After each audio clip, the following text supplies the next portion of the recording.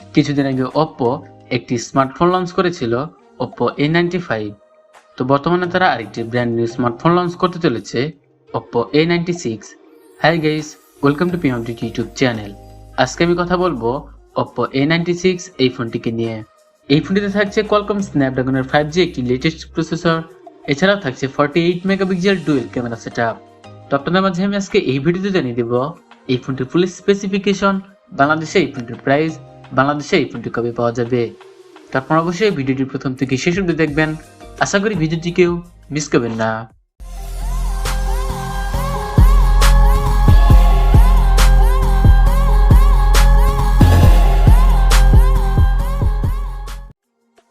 প্রথমে আমি কথা বলবো এই ফোনটির বিল্ড কোয়ালিটি নিয়ে।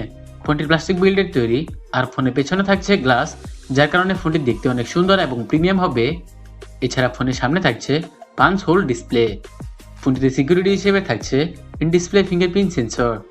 আর ফোনটি 3টি কালার ভেরিয়েন্টে পাওয়া যেতে পারে, ব্ল্যাক, ব্লু এবং পিঙ্ক। আর ফোনটির ওয়েট থাকছে 171 গ্রাম।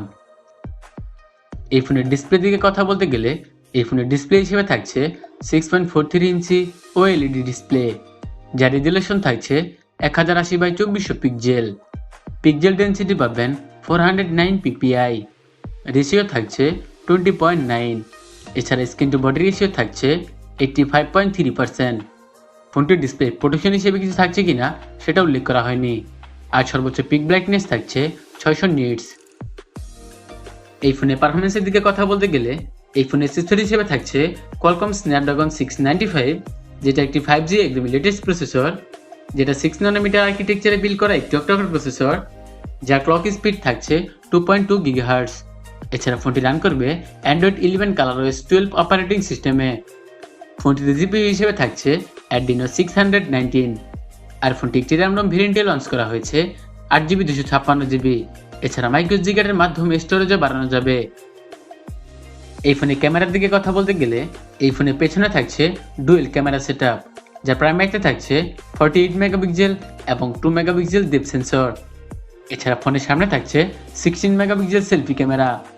এই ফোনটির পেছনের ক্যামেরাতে সর্বোচ্চ 4K 30 fps এ ভিডিও রেকর্ড করা যাবে, যার সাথে থাকছে EIS। আর এই ফোনটির সামনে ক্যামেরাতে সর্বোচ্চ 1080p 30 fps এ ভিডিও রেকর্ড করা যাবে, কিন্তু এর সাথে থাকছে না কোনো EIS। এবার কথা বলবো এই ফোনটি ব্যাটারি নিয়ে। ফোনটি ব্যাটারি হিসেবে থাকছে 4500 mAh এর ব্যাটারি, যার সাথে থাকছে 33 ওয়াট একটি ফাস্ট চার্জার। আর এই চার্জার দিয়ে এই ফোনটি ফুল চার্জ করতে প্রায় 60 মিনিট পর্যন্ত সময় লাগতে পারে। এবার জানিয়ে দেওয়া যাক বাংলাদেশে এই ফোনটি কবে পাওয়া যাবে এবং বাংলাদেশে এই ফোনটির প্রাইস সম্পর্কে। অলরেডি এই ফোনটি চায়নাতে লঞ্চ করেছে, তো আশা করা যাচ্ছে কিছুদিনের মধ্যে ইন্ডিয়া এবং বাংলাদেশে এই ফোনটি পাওয়া যাবে। আগে ইন্ডিয়াতে আসবে, তারপরে বাংলাদেশে আসবে। আর বাংলাদেশে এই ফোনটি অ্যারাউন্ড প্রাইস হতে পারে 25 থেকে 28 হাজার টাকার আশেপাশে। প্রথমে বলি ফোনটি দেখতে অনেক সুন্দর এবং প্রিমিয়াম হবে। পেছনে গ্লাস বডি থাকছে, আর Oppo ফোনগুলো দেখতে সুন্দর এবং প্রিমিয়াম হয়।